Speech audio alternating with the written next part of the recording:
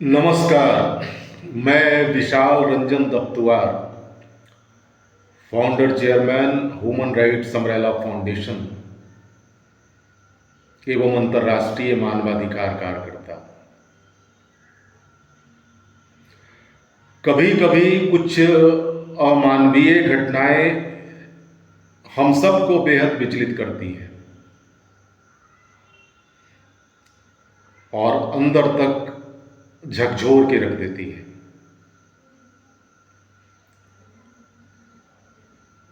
आज ऐसा ही एक मामला मेरे संज्ञान में आया है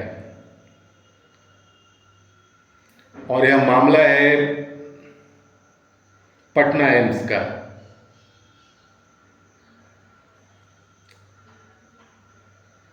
मात्र 12-14 घंटे के अंदर इस तरह की अमानवीय घटनाएं वहां घटित होती हैं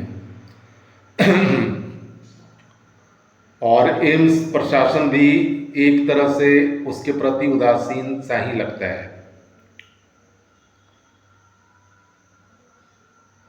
पहली घटना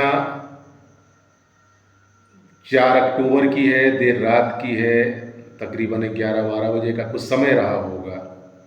आप उसको ऐसे समझें कि कोई एक व्यक्ति जो कैंसर से पीड़ित है, उसके परिजन उसको लेके आते हैं, उसके साथ उसके माता पिता, उसका भाई होता है। अरे भाई, वो मरणासन स्थिति में है। अगर आपके पास बेड नहीं है तो आप इलाज तो करेंगे ना। और स्वाभाविक सी बात है, अगर किसी का कोई परिजन इस तरह से मरणासन स्थिति में हो और अस्पताल प्रशासन इनकार कर रहा है तो वो आक्रोशित होगा। और आक्रोश में जो परिजन यानी उसका जो भाई था, वो कुछ बोतल वगैरह वहाँ के सुरक्षा कर्मी पे बीगता है, शायद उसको चोट भी लगी है। ऐसा करना नहीं चाहिए था। ये उसका एक मानवीय आक्रोश था, जो कि एक स्वाभाविक सी बात है। कायदे से मरीज के उस परिजन को पकड़ना चाहिए था, रोकना चाहिए था, या पकड़ लेते। अब हुआ क्या उस मामले में, वहाँ के जो निजी सुरक्षा गार्ड्स हैं, बेसारे लोग इकट्ठा होकर उसकी बेरहमी से पिटाई करते हैं, कैंपस में दौड़ा दौड़ा कर मारते हैं और वो मरणासन हालत में हो जाता है। इस घटना का सबसे एक अफसोसनाक पहलू ये है कि एम्स के जो डायरेक्टर हैं, एक मीडिया रिपोर्ट में जैसा बताया गया है, उन्होंने इस घटना पे, इस दुर्भाग्यपूर्ण घटना पे पर्दा डालने की कोशिश की और बताया कि वो भागने के दौरान सीढ़ियों से गिर गया। ये तो शुक्रगुजार है उसके परिजन और हम सारे लोगों की, किसी ने उसका एक वीडियो बनाया था जो वायरल हुआ। इतनी अमानवीयता। और आखिरकार जो वो कैंसर का मरीज था, वो पीएमसीएच में उसके परिजन उसके बाद एडमिट करवाते, जो कि एम्स ने इनकार कर दिया था, और वहाँ बेचारा वो मर जाता है। ये बहुत ही मानवाधिकार हनन का दुर्भाग्यशाली मामला है और कठोर कार्रवाई का विषय भी। उसी अस्पताल में उसके दूसरे दिन यानी 5 अक्टूबर को एक सीवान के व्यक्ति अपने पत्नी को ओपीडी में ले जाते हैं इलाज करवाने के लिए। वो उन्होंने पहले नंबर लगाया होता है सवेरे में, जैसा होगा उनको बताया होगा कि अभी दोपहर तक आपका नंबर आएगा, और फिर उनको अचानक से बताया जाता है कि आप कल आए।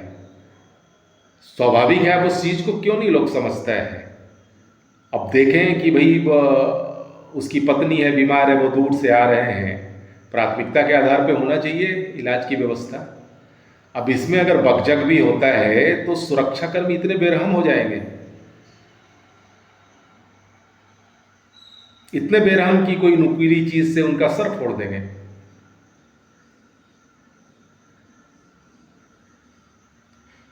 ये मामले हमारे संज्ञान में आए, दोनों मामले, और ये बड़े विचलित करने वाले थे। आज तकरीबन शाम को कुछ 5:45 में हमने राष्ट्रीय मानवाधिकार आयोग को सूचित किया और 15 मिनट में उस पर संज्ञान ले लिया गया है और कठोर कार्रवाई मैं सुनिश्चित करवाऊंगा। NHRC नई दिल्ली के हायर लेवल पे हमारी बात भी इस प्रसंग में हुई है। इस तरह से आम आवाम के प्रति इस तरह की अमानवीय हरकत एक स्वस्थ समाज में कतई बर्दाश्त नहीं किया जा सकता। इस पृथ्वी पे डॉक्टर को भगवान के बाद का स्थान मिलता है। कम से कम एम्स के डायरेक्टर को इसका ख्याल रखना चाहिए था कि उनके अधीन अस्पताल में ये निजी सुरक्षाकर्मी इस तरह के अमानुषिक व्यवहार कर रहे हैं मरीज के परिजनों के साथ और उन पर कठोर कार्रवाई सुनिश्चित नहीं कर रहे हैं। ये दोनों परिजनों के साथ निजी सुरक्षाकर्मियों ने एक तरह से अटेम्प्ट टू मर्डर का ये मामला बनता है। कुछ भी हो सकता था। अगर वो वीडियो किसी ने रिकॉर्ड नहीं किया होता तो पता भी नहीं चलता। तो ये गंभीर प्रश्न चिन्ह खड़ा करता है। और एक कैंसर का मरीज आता है, भैया आपको उसकी इलाज की व्यवस्था नहीं करते हैं, प्रथम एक चिकित्सा नहीं देते हैं। ये सचमुच बड़ा ही अमानुषिक है। ऐसा नहीं होना चाहिए था, बिल्कुल नहीं।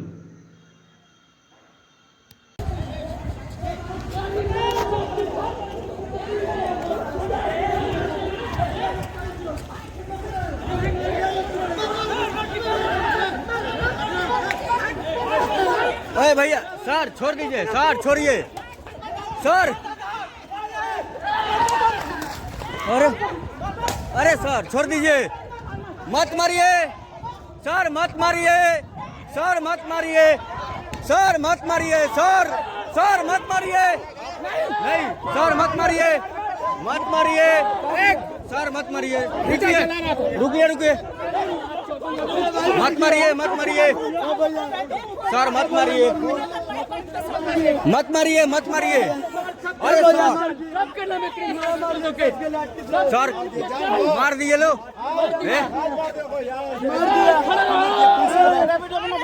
थाना फोन करिए, थाना फोन करिए, थाना में फोन करिए, पुलिस बनाइए।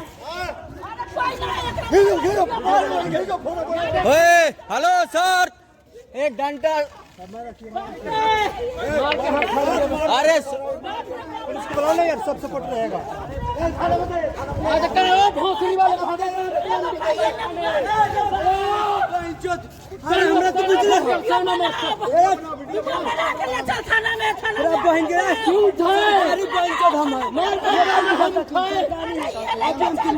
मैडम लेकिन मारना नहीं चाहिए ना, बताइए मैडम, सुनिए मैडम, 8 दिन हो गया हम लोग को दौड़ते से यहाँ तक दौड़ रहे हैं। इसको टांग के घोट जाम कर, एक गलत लेके इतना नहीं मारना चाहिए, डंडा से मार मेरा अंदर इतना नहीं मारना चाहिए की बात। पुलिस का फोन कर, पुलिस का फोन कर, आज यही होगा डंडा, तुम फोन कर 100 आदमी।